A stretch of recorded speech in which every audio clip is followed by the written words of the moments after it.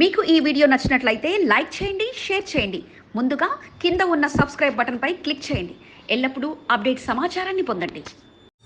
వరద బాధితులకు 10,000 రూపాయల సహాయం ఎంతవరకు అందుతోంది? వరద బాధితుల నష్టపరిహారంపై ప్రభుత్వ విధి విధానాలు ఏంటి? కళ్ల ముందు కనిపించిన సాక్ష్యాలకు కూడా అధికారులు ఎందుకు స్పందించడం లేదు? వేల మందికి నష్టపరిహారం అందిస్తున్నట్లు చెబుతున్న అధికార యంత్రాంగం అసలైన లబ్ధిదారులకు ఎంతవరకు నగదును అందజేశారనేది ఎంతో మంది మదిలో మెదులుతున్న ప్రశ్నగా మిగిలింది. ఇంకా వరద ముంపు నుండి తేరుకోని పలువురు ప్రభుత్వ సహాయం కోసం ఎదురు చూస్తూనే ఉన్నారు. అయినా అధికార యంత్రాంగం చూపు వారిపై పడకపోవడంపై ఆవేదన వ్యక్తం చేస్తున్నారు. అర్హులైన వారిని వదిలివేసి ఇష్టానుసారంగా నష్టపరిహారాన్ని ఎవరికి పడితే వారికి అందజేస్తున్నారంటూ మండిపడుతున్నారు. కంటోన్మెంట్ 6వ వార్డులోని ఓ కాలనీ వాసుల ఆవేదనపై ఎస్సీబీ ఛానల్ ప్రత్యేక కథనం. ఇటీవల కురిసిన భారీ వర్షాలకు నిండా మునిగిన ఈ కాలనీ పేరు సెయిల్ కాలనీ. సుమారు ఇక్కడ 200 మంది నివాసం ఉంటున్నారు. ఇటీవల కురిసిన భారీ వర్షాలకు సుమారు 60 ఏళ్ల వరకు నీట మునిగాయి. పదుల సంఖ్యలో కార్లు, ద్విచక్ర వాహనాలు నీటి ప్రవాహంలో చిక్కుకున్నాయి. వరద ఉధృతి తగ్గిన 3 రోజుల వరకు సెయిల్ కాలనీ వాసులు తేరుకోలేకపోయారు.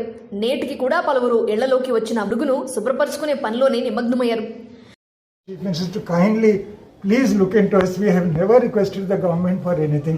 If we can provide us with some accommodation to get us out of this mess, we can't. ఇటీవల రాష్ట్ర ప్రభుత్వం ముంపుకు గురైన ప్రతి ఒక్కరికి 10,000 రూపాయల ఆర్థిక సహాయాన్ని అందించవలసిందిగా ఆదేశాలు జారీ చేయడంతో పాటు కంటోన్మెంట్ లో పెద్ద సంఖ్యలో ఆర్థిక సహాయాల కార్యక్రమాలు కొనసాగుతున్నాయి.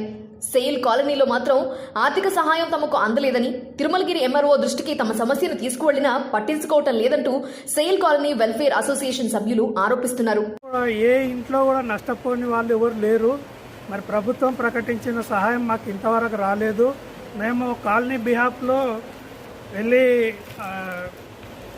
రిప్రజెంటేషన్ కూడా ఇచ్చాం మండల ఆఫీస్లో. మండల ఆఫీస్ నుంచి ఇంతవరకు మాకు రిప్రజెంటేషన్ రాలేదు. ఎవరు వచ్చి మరి రికార్డ్ చేయలేదు. మాకు అందాల్సిన సహాయం అందలేదు. చాలా వరద ముంపుకు గురికాని ఎంతో మందికి నష్టపరిహారాన్ని అందజేస్తున్నారని, తమ కాలనీ పూర్తిగా వరద ముంపుకు గురైనప్పటికీ అధికారులకు, ప్రజాప్రతినిధులకు కనిపించకపోవడం హాస్యాస్పదంగా ఉందని పలువురు కాలనీ వాసులు వాపోతున్నారు. అసలైన వరద ముంపు లబ్ధిదారులను వదిలివేసి అర్హత లేని వారికి సైతం నష్టపరిహారం అందజేస్తూ ఉండటంపై ఉన్నతాధికారుల దృష్టికి తీసుకువెళ్లనున్నట్లు అసోసియేషన్ సభ్యులు పేర్కొంటున్నారు. దీంట్లో ఏదో రాజకీయం అనిపిస్తుంది. అంటే ఇచ్చిన వాళ్ళ పేర్లు నేను చెప్పను. ఇచ్చిన వాళ్ళతో పాటు ఇవ్వని వాళ్ళకు కూడా ఇవ్వాలి. స్పెషల్లీ ఇంకో క్లాజ్ ఏంటంటే అపార్ట్మెంట్కి ఇవ్వండి. అపార్ట్మెంట్కే మాకు ఎక్కువ లాస్ అయింది. కాబట్టి ఇది మాత్రం ఇక్కడితో ఆగదు. మేము వెళ్ళిపోతే రేపో ఎల్లుండో 2 రోజుల్లో కేటీఆర్ గారికో కేసీఆర్ గారికో రిప్రజెంటేషన్కి వెళ్తాం. కాలనీ అన్న నెపంతో తమకు సహాయం అందించకుండా అధికారులు, స్థానిక బోర్డు సభ్యుడు నిర్లక్ష్యంగా వ్యవహరించడంపై కాలనీ వాసులు మండిపడుతున్నారు. తమకు జరిగిన నష్టాన్ని ఎవరు తీరుస్తారంటూ నిలదీస్తున్నారు. వరద ముంపుకు గురైన ప్రతి ఒక్కరికి ఆర్థిక సహాయం అందించాలని ప్రభుత్వం ఆదేశాలు జారీ చేసినప్పటికీ అధికారుల తీరుపై పలు అనుమానాలు వ్యక్తమవుతున్నాయని వారు ఆగ్రహాన్ని వ్యక్తం చేస్తున్నారు. మా కాలనీలో అందరు కూడా చాలా ప్రతి ఇంటి కూడా ఇక్కడ చాలా మునిగిపోయి ఉన్నాం అన్నమాట. అందరికీ నష్టం జరిగింది. కానీ ఇంతవరకు ఎవరికి కూడా నష్టపరిహారం జరగలేదు. కాబట్టి తక్షణమే మాకు స్పందించవాలి. ఏది ఏమైనప్పటికీ కళ్ల ముందు కనబడుతున్న సాక్ష్యాలకు ప్రాధాన్యత ఇవ్వకుండా కంటికి కనిపించిన వాటికి ప్రాధాన్యత ఇస్తూ నష్టపరిహారం అందజేయడంపై అసలైన లబ్ధిదారులు అసంతృప్తి వ్యక్తం చేస్తున్నారు. ఓ చోట ఎమ్మెల్యే సాయన్న దయతో నష్టపరిహారం అందిందని గొప్పగా చెబుతూ ఉంటే, మరొక చోట వరదల కారణంగా తాము నష్టపోయినప్పటికీ నష్టపరిహారం అందకపోవడంపై ప్రజాప్రతినిధుల తీరుపై మండిపడుతున్న పరిస్థితి నెలకొంది.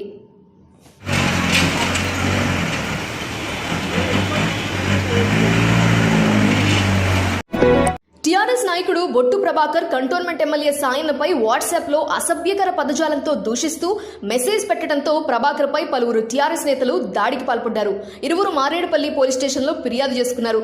మంగళవారం రాత్రి బొట్టు ప్రభాకర్ తన మొబైల్ ఫోన్ నుండి వాట్సాప్లో ఓ గ్రూప్లో మెసేజ్ చేశారు. దీనికి స్పందించిన market yard chairman TN Srinivas Bottu ప్రభాకర్ను ప్రశ్నించగా మాటామాటా పెరిగింది. దీంతో మారేడుపల్లిలోని ఓం శాంతి హోటల్ వద్ద బొట్టు ప్రభాకర్పై పలువురు టీఆర్ఎస్ నేతలు దాడికి పాల్పడ్డారు. ఎమ్మెల్యేపై అసభ్య పదజాలంతో దూషించినందుకు బొట్టు ప్రభాకర్పై మారేడుపల్లి పోలీస్ స్టేషన్లో ఫిర్యాదు చేశారు. తనపై దాడికి పాల్పడిన వారిపై చర్యలు తీసుకోవాలని బొట్టు ప్రభాకర్ ఫిర్యాదు చేశారు.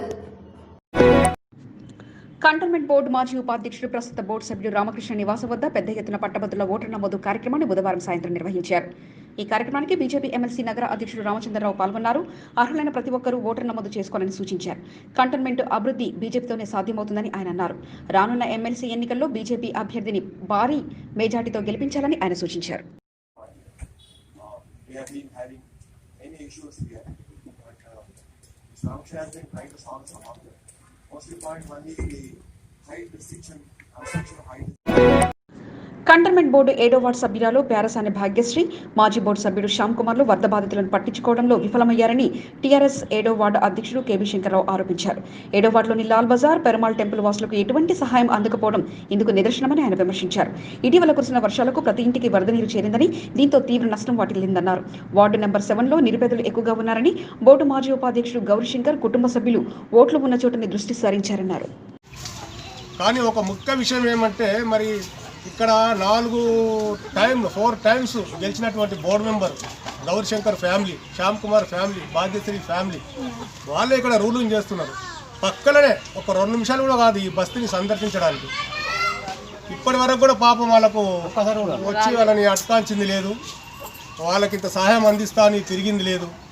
ఎక్కడైతే ఓట్లు వస్తాయో, ఎక్కడ ఓట్లు ఎట్లా లాబట్టాలా, ఎట్లా గెలవాలా, ఎట్లా అధికారం రావాలని చూస్తారు. కానీ మరి బీద వాళ్ళకు, ప్రజలకు వాళ్ళకి ఏదైనా ఇబ్బంది వచ్చినప్పుడు బోయిన్పల్లి మార్కెట్కు ఆదాయాన్ని సమకూర్చేలా ప్రయత్నాలు చేస్తున్నామని market yard chairman TN Srinivas తెలిపారు. తెలంగాణ రాష్ట్రంలోనే బోయిన్పల్లి మార్కెట్ను ఆదర్శ మార్కెట్గా తీర్చిదిద్దుతామన్నారు. బుధవారం మార్కెట్ యార్డ్ ప్రాంగణంలో క్యాంటీన్, టాయిలెట్లు బ్లాక్లకు టెండర్ల ప్రక్రియ కొనసాగింది. పలువురు టెండర్లో పాల్గొన్నారు.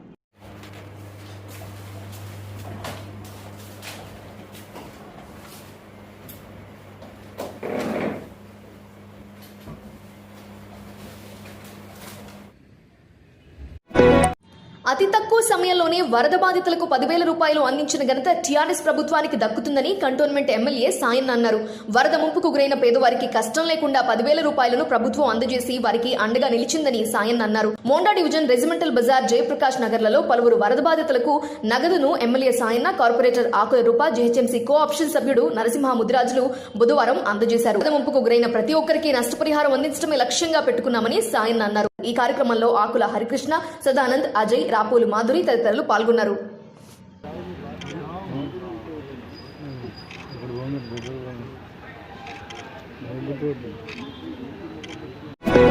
నష్టపరిహార విషయంలో రాజకీయాలకు పోకుండా నష్టపోయిన ప్రతి ఒక్క లబ్ధిదారుడికి అందేలా చర్యలు తీసుకోవాలని, లేని పక్షంలో ప్రజల ఆగ్రహం చవిచూడాల్సి వస్తుందని హెచ్చరించారు స్థానిక బోర్డు మెంబర్ రామకృష్ణ. కంటోన్మెంట్ 5వ వార్డులోని పర్యటించిన రామకృష్ణ 108 బజార్లో వరద నష్టపరిహారాన్ని అధికారులతో కలిసి పలువురికి అందజేశారు. పబ్లిక్ సిటీకి మినహా అసలైన లబ్ధిదారులకు సొమ్ము చేరడంలో ఇబ్బందులు ఏర్పడుతున్నాయని, నష్టపరిహారం ప్రతి ఒక్కరికి అందేలా చూడాలని టీఆర్ఎస్ నేతలను డిమాండ్ చేశారు బోర్డు మాజీ ఉపాధ్యక్షుడు రామకృష్ణ. వరద ముంపుతో నష్టపోయిన ప్రాంతాల్లో పర్యటించారు 1వ ward board member Jakkula Maheshwar Reddy. నష్టపోయిన కుటుంబాలతో ప్రభుత్వ అధికారులతో కలిసి నష్టపరిహారం అందజేశారు జేఎంఆర్.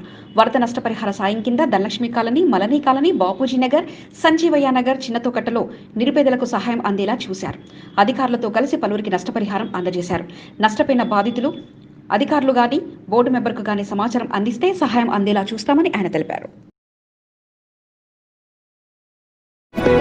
కంటోన్మెంట్ 8వ వార్డులో టీఆర్ఎస్ నాయకుడు వేణుగోపాల్ రెడ్డి ఆధ్వర్యంలో పలువురు లబ్ధిదారులకు 10,000 రూపాయల ఆర్థిక సహాయాన్ని రెవెన్యూ అధికారుల సహకారంతో అందజేశారు.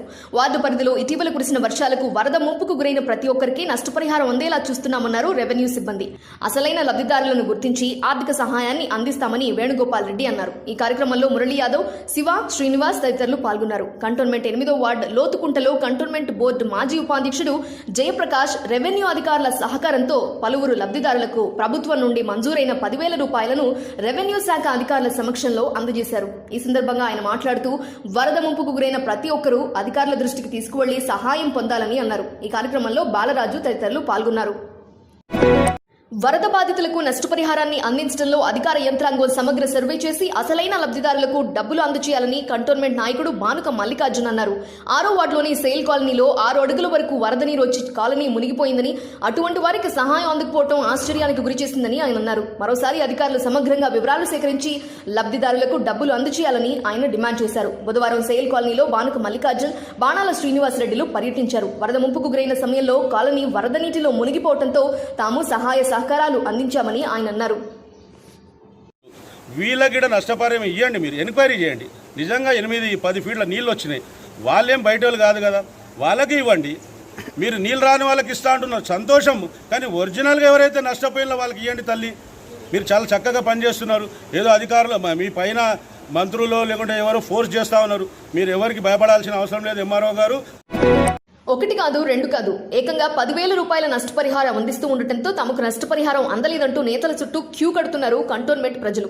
కంటోన్మెంట్ ఎమ్మెల్యే సాయన్న కార్యాలయం వద్ద వరద బాధితుల కోలాహలం నెలకొంది. తమకు సహాయం అందలేదని పెద్ద సంఖ్యలో వరద బాధితులు 5వ వార్డు గృహలక్ష్మి కాలనీలోని సాయన్న కార్యాలయం వద్ద క్యూ కట్టారు. సాయన్న లేకపోవడంతో కార్యాలయం వద్దే గంటల తరబడి పడిగాపులు కాస్తూ సాయన్న కోసం ఎదురు చూస్తూ ఉండిపోయారు. వందల సంఖ్యలో కంటోన్మెంట్ నియోజకవర్గంలోని పలు ప్రాంతాల నుండి ప్రజలు పెద్ద ఎత్తున కార్యాలయం వద్దకు బుధవారం చేరుకుని సాయన్న కోసం నిరీక్షించారు.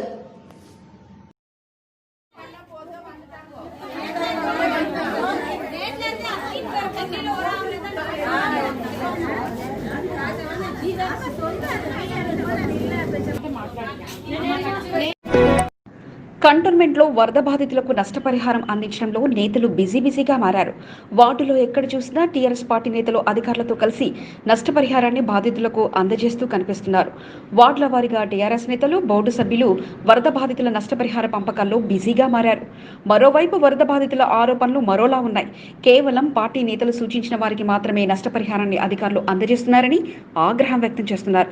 అధికారులు సైతం వరద బాధితులకు నష్టపరిహారం అందించకుండా పార్టీ నేతలకు అనుగుణంగా వ్యవహరించే వారికే నష్టపరిహారం అందజేస్తున్నారని వారు ఆరోపిస్తున్నారు. కంటోన్మెంట్ 3వ వార్డు కార్ఖానా మసీదు గల్లీలో పలువురు అధికారులు, ప్రజాప్రతినిధుల తీరుపై ఆగ్రహం వ్యక్తం చేస్తున్నారు. ముంపు ప్రాంతాల్లో ఉన్న తమను పట్టించుకోకుండా నాయకులు సూచించిన వారికి మాత్రమే నష్టపరిహారాన్ని అందజేస్తున్నారని, అందరికీ సమన్యాయం వర్తించదా అంటూ ప్రశ్నిస్తున్నారు.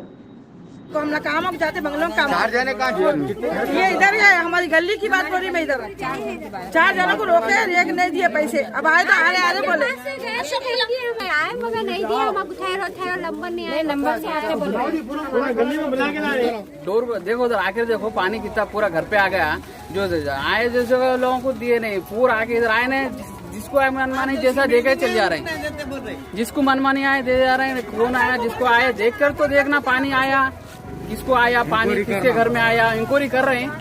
जिसके माने आ रहे, जिसका जो कौन बड़े है, जो कौन बड़ा है उसको दे रहे हैं। మోండా డివిజన్ అంబేద్కర్ నగర్ లో పలువురికి నష్టపరిహారం అందలేదు. దీంతో బస్తీవాసులు ఆవేదన వ్యక్తం చేస్తున్నారు. గ్రౌండ్ ఫస్ట్ ఫ్లోర్ ఉన్న వారికి ఆర్థిక సహాయాన్ని అందజేసి తమ వరకు వచ్చేసరికి ఆర్థిక సహాయాన్ని అందజేయడం లేదని వారు ఆరోపిస్తున్నారు.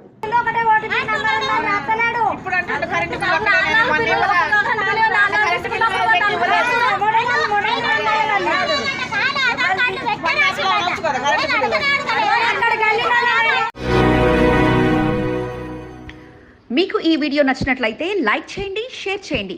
ముందుగా కింద ఉన్న సబ్స్క్రైబ్ బటన్ పై క్లిక్ చేయండి. ఎల్లప్పుడూ అప్డేట్ సమాచారాన్ని పొందండి.